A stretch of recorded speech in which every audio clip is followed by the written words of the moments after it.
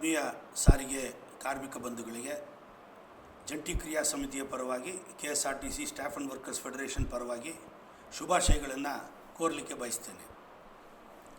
ಬಂಧುಗಳೇ, ಇವತ್ತು ನಾವು ನಾಳೆ ಇಲ್ಲ ನಾಡದ್ದು ಅಂದರೆ 20ನೇ ತಾರೀಕಿಂದ 6 ಗಂಟೆ ಬೆಳಗ್ಗೆಯಿಂದ ಮುಷ್ಕರಕ್ಕೆ ನಾವು ಕರೆ ಕೊಟ್ಟಿದ್ದೀವಿ. ಇವತ್ತು ಲೇಬರ್ ಕಮಿಷನರ್ ಆಫೀಸಲ್ಲಿ ಒಂದು ಸಭೆ ಇತ್ತು. ಸಭೆ ಅವರೇ ಕರೆದಿದ್ದರು. ಇದು ಕಾನೂನಿನ ಅವಶ್ಯಕತೆ.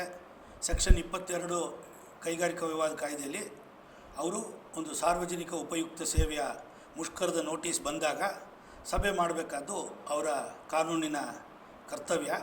ಅದನ್ನು ಮಾಡಿದ್ದಾರೆ. ಅಲ್ಲಿ ನಾವು ಭಾಳ ಸ್ಟ್ರಾಂಗಾಗಿ ನಮ್ಮ ವ್ಯೂ ಪಾಯಿಂಟ್ಸನ್ನು ಲೇಬರ್ ಕಮಿಷನರ್ ಸಮ್ಮುಖದಲ್ಲಿ ಮ್ಯಾನೇಜ್ಮೆಂಟಿಗೆ ತಿಳಿಸಿದ್ವಿ. ಮ್ಯಾನೇಜ್ಮೆಂಟ್ ಪರವಾಗಿ BMTCಯ S&V ಡೈರೆಕ್ಟರ್ ಬಂದಿದ್ದರು, ಮತ್ತು CLW ಬಂದಿದ್ದರು, KSRTCಯಿಂದ CLO ಬಂದಿದ್ದರು, BMTC CLO ಬಂದಿದ್ದರು, ಮತ್ತು ಅಲ್ಲಿ BMTC CLW ಬಂದಿದ್ದರು. ಇವರಿಷ್ಟು ಜನಗಳ ಮಧ್ಯದಲ್ಲಿ ಅಧಿಕಾರಿಗಳು ಪರವಾಗಿ ಅವರು ಹೇಳಿದ್ರು, ಸರ್ಕಾರ ಕೊಟ್ಟಿರ್ತಕ್ಕಂಥ ಸೌಲಭ್ಯಗಳು ಇದೆಲ್ಲನೂ ಹೇಳಿದ್ರು. ಮತ್ತು ಇವತ್ತು ಪತ್ರಿಕೆಯಲ್ಲೂ ಕೂಡ ತಾವು ನೋಡಿದ್ದೀರಿ, 2 ಪೇಜ್ ಒಂದು ಅಡ್ವರ್ಟೈಸ್ಮೆಂಟನ್ನು ಕೊಟ್ಟು ಸರ್ಕಾರ ಸಾರಿಗೆ ನೌಕರರಿಗೆ ಏನೆಲ್ಲ ಮಾಡಿದ್ದೀವಿ ನಾವು ಅಂತ ಹೇಳಿದ್ದಾರೆ. ಈ 12.5% ವೇತನ ಹೆಚ್ಚಳದಿಂದ 839 ಕೋಟಿ ಏನೋ ಹೆಚ್ಚಿನ ಹೊರೆ ಬರುತ್ತೆ, ಅದನ್ನೆಲ್ಲ ನಾವು ತಗೊಳ್ತಾ ಇದ್ದೀವಿ ಅಂತ ಹೇಳ್ತಾ ಇದ್ದಾರೆ. ಇದು ಯಾವುದನ್ನು ನಾವು ಡಿನೈ ಮಾಡ್ತಾ ಇಲ್ಲ. ನಮ್ಮ ಪ್ರಶ್ನೆ ಇರೋದು ಭಾಳ ಸರಳವಾಗಿದೆ. ನಮ್ಮ ಕಡೆಯಿಂದ ನಾವು ಕೂಡ ಭಾಳ ಸ್ಪಷ್ಟವಾಗಿ ಲೇಬರ್ ಕಮಿಷನರ್ ಗಮನಕ್ಕೆ ತಂದ್ವಿ. 1/1/24ರಿಂದ 4 ವರ್ಷದ ಅಗ್ರಿಮೆಂಟ್ ಆಗಬೇಕು. ಏನು 12.5% ಇದೆ ಅದನ್ನು ಹೆಚ್ಚಳ ಮಾಡಬೇಕು. ನಾವು ಕೂಡ 25% ಕೇಳಿದ್ದೀವಿ. 25ಕ್ಕೆ ನಾವೇನು ರಿಜಿಡ್ ಆಗಿಲ್ಲ.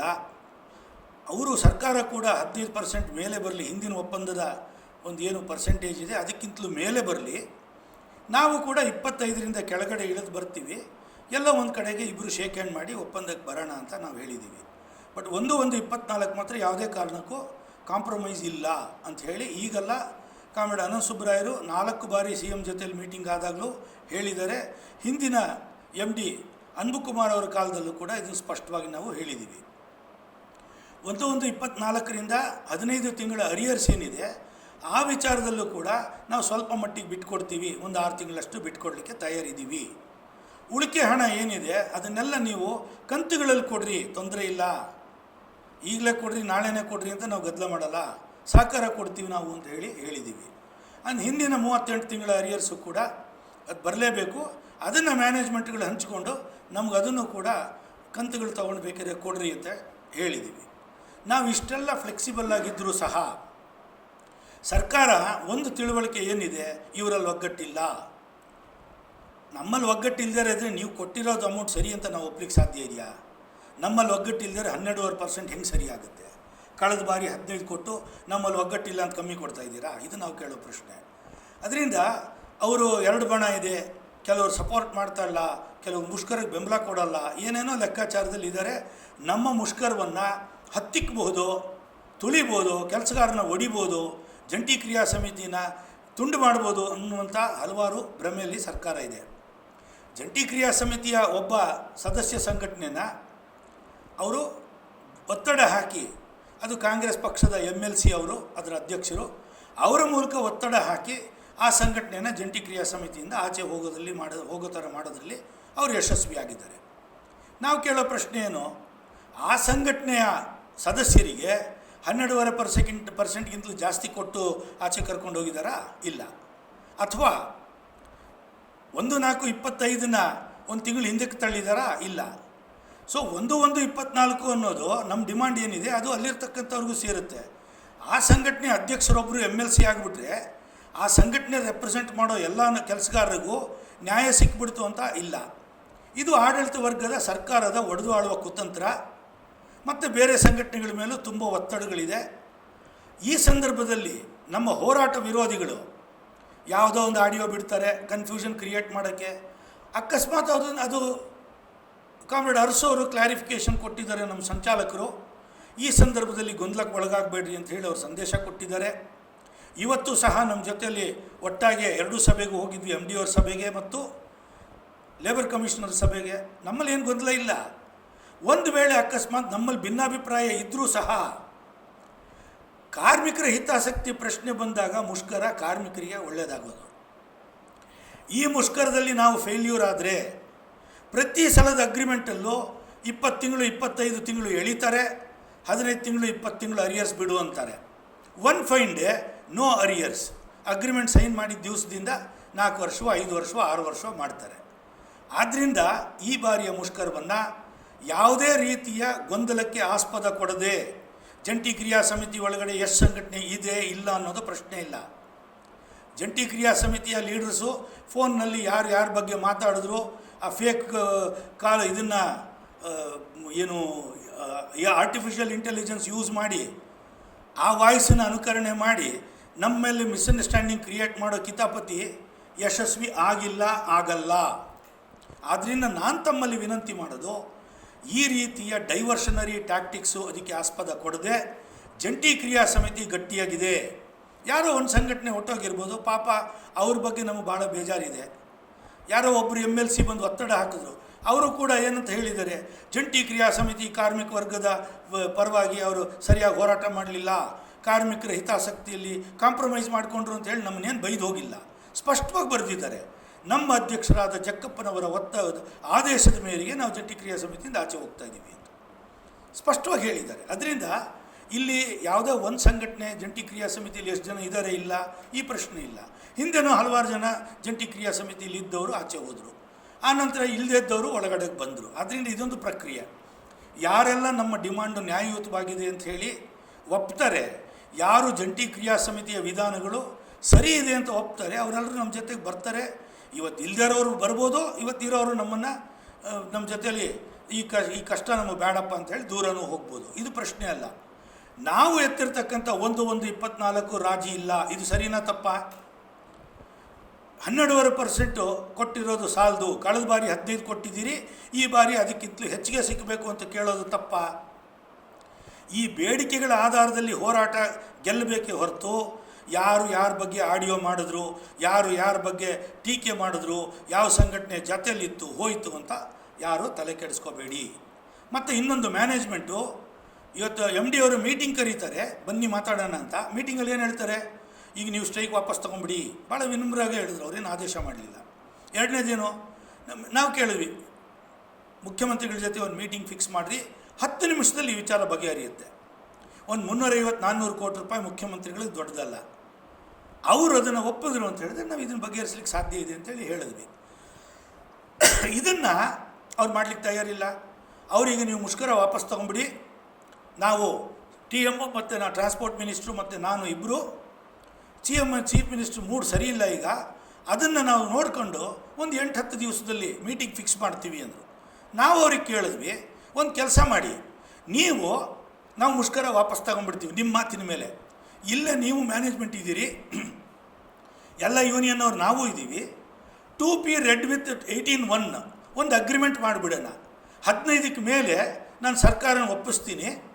1-1-24ರಿಂದ ಒಪ್ಪಂದನ ಮಾಡಲಿಕ್ಕೆ ಸರ್ಕಾರನ ಎಲ್ಲರೂ ಸೇರಿ ಒಪ್ಸೋಣ.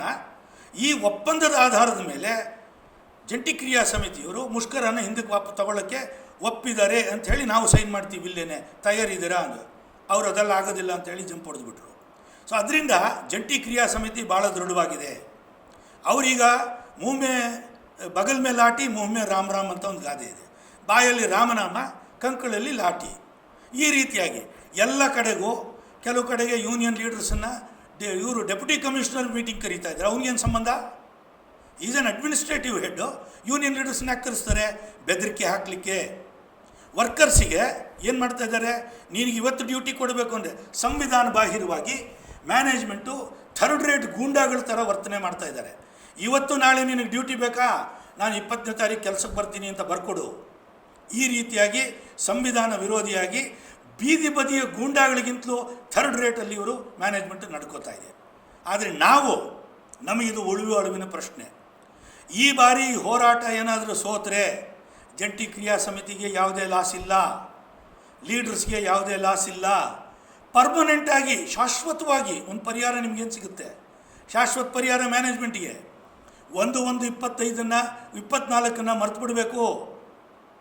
1/4/25 ಒಂದು ದಿನವೂ ಹಿಂದಕ್ಕೆ ತರೋಕ್ಕಾಗಲ್ಲ. ಮತ್ತು ಈ 12.5% ನಮ್ಮ ತಲೆ ಮೇಲೆ ಕುಕ್ತಾರೆ. ಆದ್ದರಿಂದ ಏನೇ ದಬ್ಬಾಳಿಕೆ ಬರಲಿ ನಾವು ಗಟ್ಟಿಯಾಗಿರ್ತೀವಿ. ನಾಳೆ PIL ಅಂತ ಏನೋ ಅಂತ ಇದ್ದಾರೆ, ನೋಡೋಣ ಅದನ್ನು ಯಾವ ರೀತಿ ನಾವು ಟ್ಯಾಕಲ್ ಮಾಡಬೇಕು, ನಾವು ಮಾಡ್ತೀವಿ. ತಮ್ಮಲ್ಲಿ ವಿನಂತಿ ಮಾಡೋದು, ಈ ರೀತಿಯ ಬೆದರಿಕೆ ತಂತ್ರಗಳಿಗೆ, ಈ ರೀತಿಯ ಡೈವರ್ಟ್ ಮಾಡ್ತಕ್ಕಂಥ ತಂತ್ರಗಳಿಗೆ, ಒಡೆದು ಆಳುವ ಕುತಂತ್ರಗಳಿಗೆ ಕಿವಿ ಕೊಡದೆ, ತಲೆ ಬಾಗದೆ, ತಲೆ ಎತ್ತಿ ಬದುಕಬೇಕಾದ್ರೆ ಈ ಬಾರಿಯ ಮುಷ್ಕರ ಯಶಸ್ವಿ ಆಗಬೇಕು. ತಾವು ಯಾವುದೇ ರೀತಿಯ ಅಂಜಿಕೆ ಪಟ್ಕೋಬೇಡ್ರಿ, ಅಳುಕಬೇಡ್ರಿ.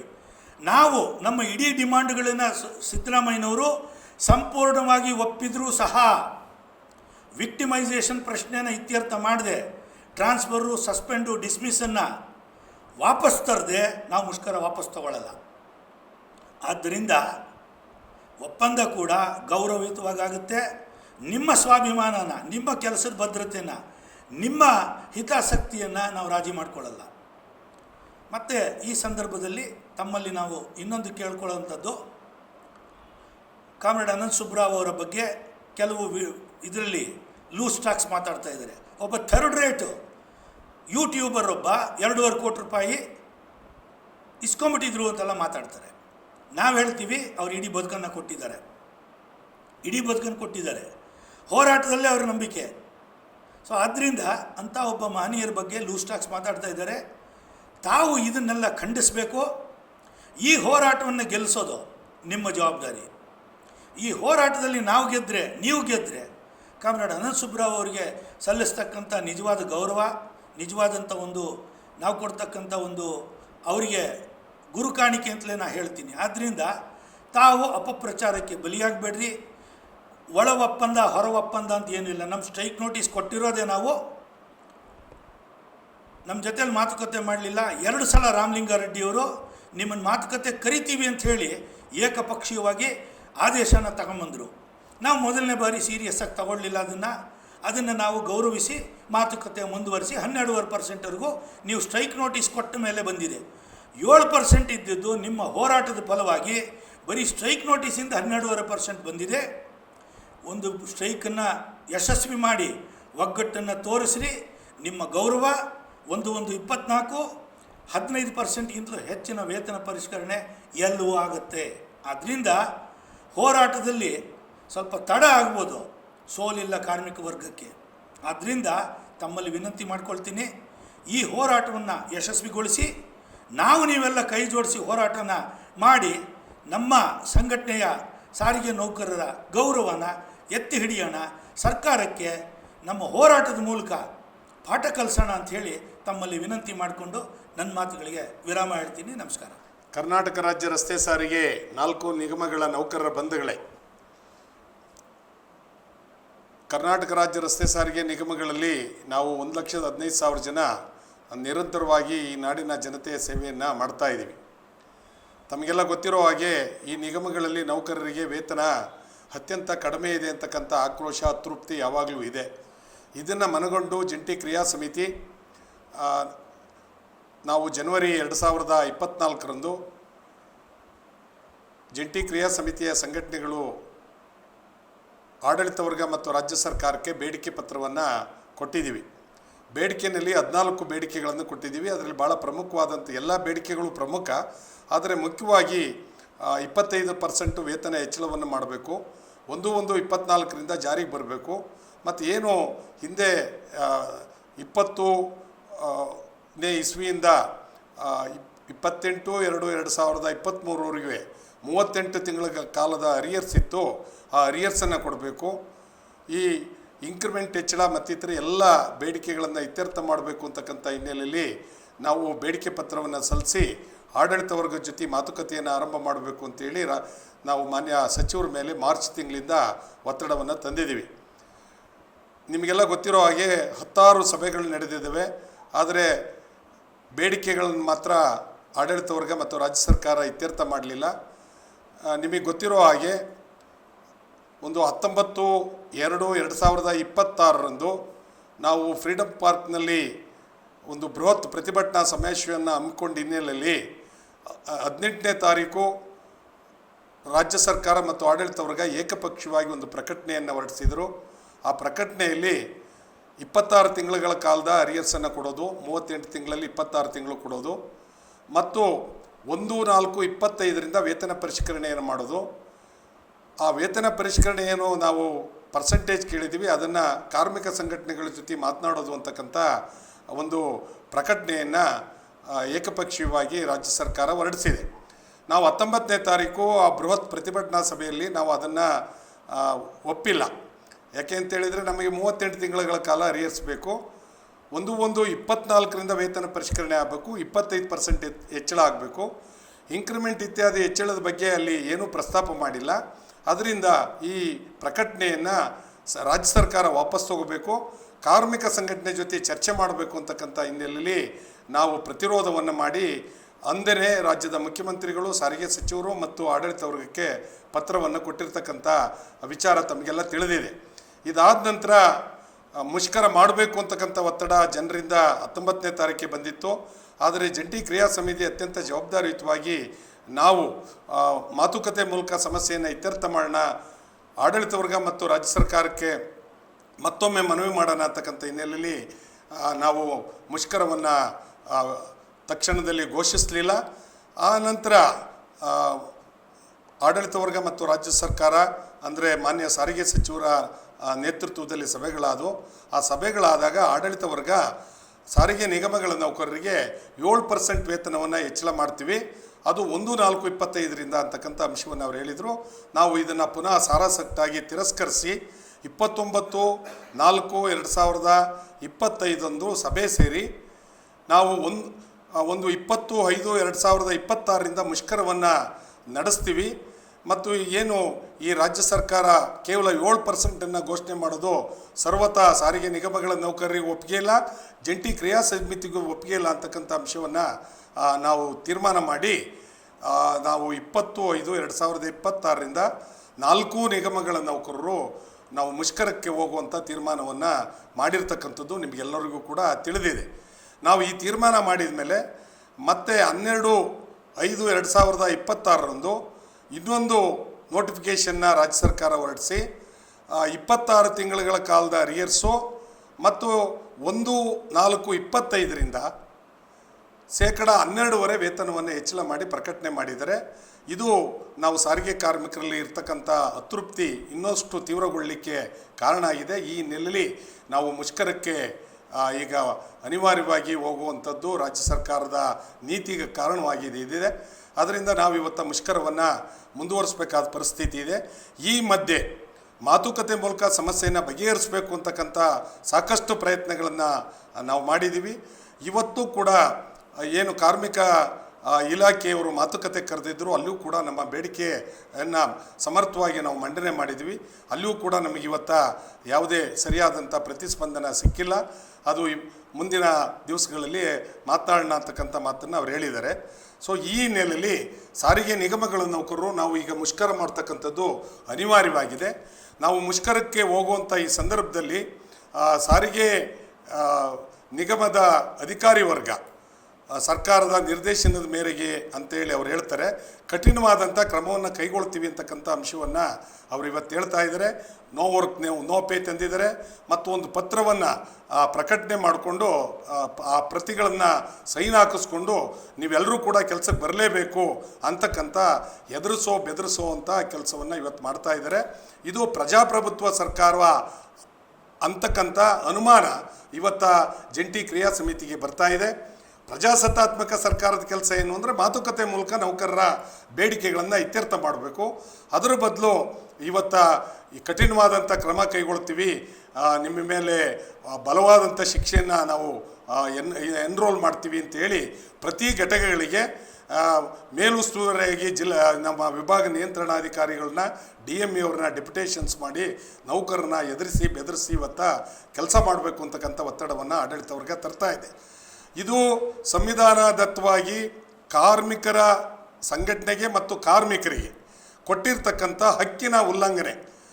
ಯಾವುದೇ ವ್ಯಕ್ತಿ ಅವನು ತನಗೆ ಅನ್ಯಾಯ ಆದಾಗ ಪ್ರತಿಭಟನೆ ಮಾಡ್ತಕ್ಕಂಥದ್ದು, ಮುಷ್ಕರ ಮಾಡ್ತಕ್ಕಂಥದ್ದು ನಮಗೆ ಇರ್ತಕ್ಕಂಥ ಸಂವಿಧಾನಬದ್ಧ ಹಕ್ಕು. ಆ ಸಂವಿಧಾನಬದ್ಧ ಹಕ್ಕಿನ ಅಡಿ ನಾವು ಇವತ್ತು ಮುಷ್ಕರದ ನೋಟಿಸ್ ಕೊಟ್ಟಿದ್ದೀವಿ. ಈ ಸಮಯದಲ್ಲಿ ಕೆಲಸಗಾರನ ಎದುರಿಸೋದು ಮತ್ತು ಬೆದರಿಸೋದು ಸಂವಿಧಾನ ವಿರೋಧಿ ಕೃತ್ಯ ಆಗುತ್ತೆ ಅಂತಕ್ಕಂಥದ್ದನ್ನು ನಾವು ಇವತ್ತು ಆಡಳಿತ ವರ್ಗಕ್ಕೆ ತಿಳಿಸ್ಬೇಕಾಗಿದೆ. ನಾನು ಸಾರಿಗೆ ನಿಗಮಗಳ ನೌಕರರಲ್ಲಿ ಜಂಟಿ ಕ್ರಿಯಾ ಸಮಿತಿಯ ಭಾಗವಾಗಿ ನಾನು HS ಮಂಜುನಾಥ್ ಅವರು ನಿಮ್ಮಲ್ಲಿ ವಿನಂತಿ ಮಾಡ್ತೀನಿ. ಯಾವುದೇ ಸಂದರ್ಭದಲ್ಲಿ ಅವರು ಏನೇ ಸಮಸ್ಯೆಯನ್ನು ಹೇಳಿದರೂ ಕೂಡ, ಅಥವಾ ಕಾರ್ಮಿಕರಿಗೆ ದಬ್ಬಾಳಿಕೆ, ದೌರ್ಜನ್ಯ, ಬೆದರಿಸೋದು, ಎದುರಿಸೋದನ್ನು ಮಾಡಿದರೂ ಕೂಡ ನೀವು ಯಾರೂ ಕೂಡ ಇದಕ್ಕೆ ಅಂಜಬಾರ್ದು, ಒಳಗಬಾರ್ದು. ನೀವು ಮುಷ್ಕರವನ್ನು 20/5/2026 ಬೆಳಿಗ್ಗೆ 6 ಗಂಟೆಯಿಂದ ಅನಿರ್ದಿಷ್ಟ ಮುಷ್ಕರವನ್ನು ನೀವು ನಡೆಸಬೇಕು ಅಂತಕ್ಕಂಥ ಒಂದು ಕರೆಯನ್ನು ನಾವು ಜಂಟಿ ಕ್ರಿಯಾ ಸಮಿತಿಯ ಭಾಗವಾಗಿ ಕೊಡ್ತಾ ಇದ್ದೀವಿ. ಇದು ಸಾರಿಗೆ ನಿಗಮಗಳ ನೌಕರರ ಒಂದು ಚಾರಿತ್ರಿಕವಾದಂಥ ಹೋರಾಟ. ನಮಗೆ 1/1/24 4 ವರ್ಷಗಳ ಕಾಲ ಒಪ್ಪಂದದ ಅವಧಿ ನಾವು ಕೇಳ್ತಾ ಇರೋದು. ಇದು 1988 ನಿರಂತರವಾಗಿ ಬಂದಿರತಕ್ಕಂಥದ್ದು. ಪ್ರತಿ 4 ವರ್ಷಕ್ಕೊಮ್ಮೆ ಹೆಚ್ಚಳ ಆಗ್ತಾ ಬರೋದು. ಆ ಪರಂಪರೆಯನ್ನು ಇವತ್ತು ಹಾಳು ಮಾಡಲಿಕ್ಕೆ ಇವರು 15 ತಿಂಗಳು ಪೋಸ್ಟ್ಪೋನ್ ಮಾಡಿ ಸುಮಾರು 16,000 ಜನ ನೌಕರರು ನಿವೃತ್ತರಿಗೆ ಮಾತ್ರ ಅಲ್ಲ, ದುಡಿತಕ್ಕಂಥ 1,15,000 ಜನ ನೌಕರರಿಗೆ ಇವತ್ತು ಮೋಸದ ಒಪ್ಪಂದವನ್ನು ಮಾಡಲಿಕ್ಕೆ, ಅನ್ಯಾಯದ ಒಪ್ಪಂದವನ್ನು ಮಾಡಲಿಕ್ಕೆ ರಾಜ್ಯ ಸರ್ಕಾರ ಮತ್ತು ಆಡಳಿತ ವರ್ಗಗಳು ಹೊರಟಿದ್ದಾವೆ. ಇದನ್ನು 12.5% ವೇತನ ಹೆಚ್ಚಳವನ್ನು ನಾವು ಇವತ್ತು ಪಡ್ಕೊಂಡ್ರೆ ಇವತ್ತಿನ ಬೆಲೆ ಏರಿಕೆಯಲ್ಲಿ ನಮ್ಮ ಸಾರಿಗೆ ನಿಗಮಗಳ ನೌಕರರ ಕುಟುಂಬಗಳು ಅತ್ಯಂತ ಕಷ್ಟಕರವಾಗಿ ನಾವು ಇವತ್ತು ಇದನ್ನು ಬದುಕನ್ನು ನಡೆಸಬೇಕಾಗಿದೆ. ಈ ತಾರತಮ್ಯ ಏನಿದೆ, ನಾವು ಆ ತಾರತಮ್ಯವನ್ನು ಕೂಡ ಹೇಳಿದ್ದೀವಿ. ರಾಜ್ಯ ಸರ್ಕಾರಿ ನೌಕರರಿಗೆ ಇವತ್ತು 27,000 ಬೇಸಿಕ್ ಇದೆ 4ನೇ ದರ್ಜೆಯವರಿಗೆ. ಅದೇ ಸಾರಿಗೆ ಸಂಸ್ಥೆಯಲ್ಲಿ 18,000 ರೂಪಾಯಿ ಬೇಸಿಕ್ ಇದೆ. 9,000 ರೂಪಾಯಿ ಈ ಒಂದು ಡಿ ದರ್ಜೆ ನೌಕರರಿಗೆ ವ್ಯತ್ಯಾಸ ಇದೆ. ಇದೇ ರೀತಿ ಎಲ್ಲ ಕ್ಯಾಟಗರಿಗೂ ಕೂಡ ಅದು ಮುಂದುವರಿಯುತ್ತೆ. 230 ರೂಪಾಯಿ ಸರ್ಕಾರ ನಮಗೆ ಯಾವ ಸಾರಿಗೆ ನಿಗಮಗಳ ನೌಕರರಿಗಿದೆ. ರಾಜ್ಯ ಸರ್ಕಾರಿ ನೌಕರರಿಗೆ 650 ರೂಪಾಯಿ ಇಂಕ್ರಿಮೆಂಟ್ ಇದೆ.